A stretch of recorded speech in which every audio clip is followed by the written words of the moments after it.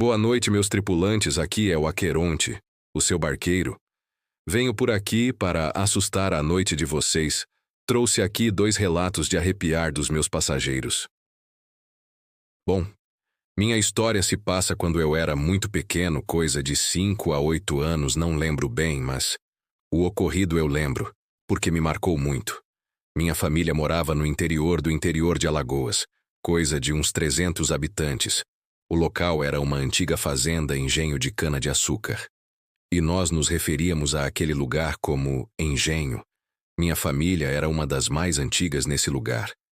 E como éramos uma família com muitos filhos, morávamos em uma casa muito grande. Essa casa tinha sido muito antigamente a casa central do engenho, onde a Maria Fumaça passava na frente. A casa tinha 3 salas, 3 quartos, uma cozinha, uma área de serviços que também tinha o velho fogão a lenha, e um quintal enorme. Como sempre nessas localidades, o que para alguns é mito, para outros é pura realidade. Minha mãe sempre dizia que à noite ela ouvia sons na casa de tipo quebrando tudo, mas nunca dávamos atenção porque somente ela ouvia, e achamos que era apenas mais uma história para assustar e irmos dormir cedo. Mas uma noite tudo mudou, e passamos a acreditar e levar tudo mais a sério. Uma noite, quando estávamos todos já dormindo altas horas da madrugada, ouvimos um barulho tremendo na cozinha. Parecia que tinha alguém com muita fúria quebrando tudo. E parecia que tinha um único objetivo, que era quebrar toda a cozinha. Era prato, talher, copo, panela até armário, parecia que estava sendo derrubado. Não precisa dizer, né? Todo mundo acordou no susto. Meu pai, como o homem da casa, foi na frente, e minha mãe logo no encalço. E eu e meus outros irmãos fomos logo em seguida. Quando chegamos na cozinha, estava tudo impecável, sem sequer uma única colher fora do lugar.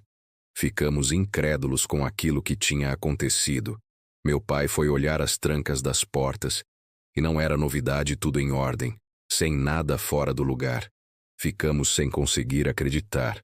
Afinal, tínhamos ouvido aquilo por mais ou menos 1 minuto inteiro, até meu pai levantar e ir olhar o que acontecia. E nem se o flash tivesse ali ele ia conseguir colocar tudo em ordem. Há tempo da gente acender todas as luzes. Até hoje não sabemos o que aconteceu ali. Mas uma coisa foi certa.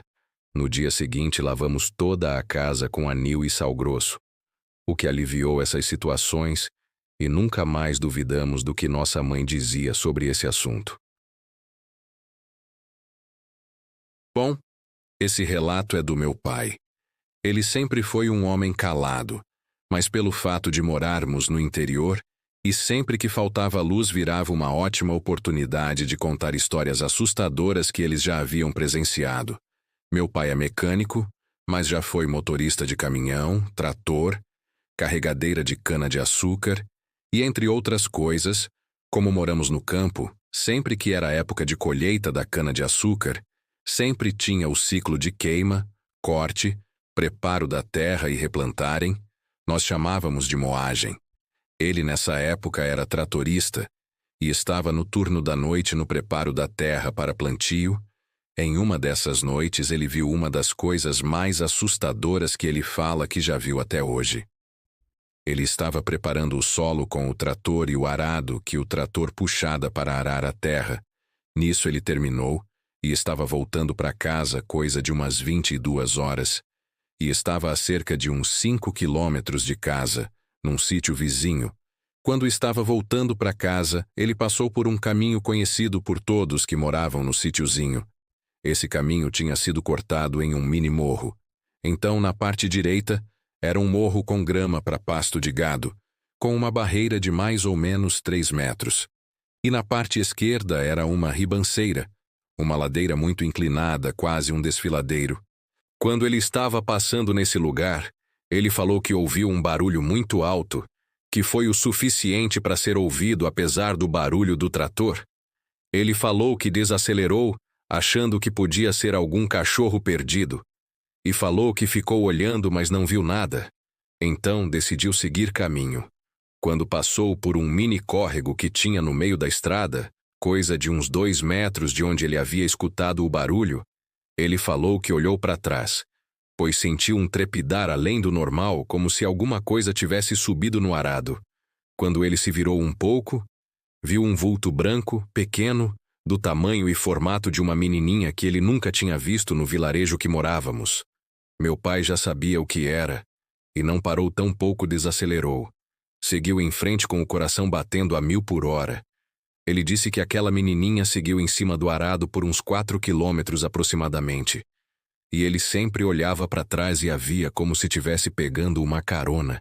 Meu pai disse que a menina só desapareceu quando ele atravessou um rio que tinha perto de casa e que muita gente usava esse caminho para cortar caminho para chegar ao centro do vilarejo. Ele disse que chegou em casa, nem estacionou o trator direito, desligou e só se certificou de que estava parado e foi correndo para casa. Ficou batendo na porta para minha mãe abrir desesperado. Quando minha mãe abriu, falou que viu meu pai branco.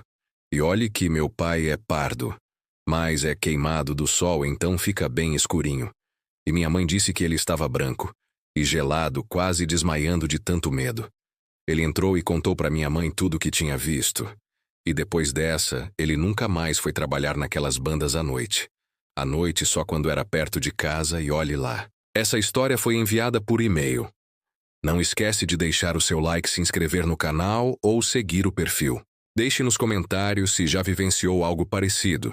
E se você gostou e deseja ter a sua história contada aqui, envie por e-mail para mundoobscuro@gmail.com. Até mais, meus tripulantes, e sempre estarei aqui à espreita de qualquer alma perdida que queira se aventurar no mundo obscuro.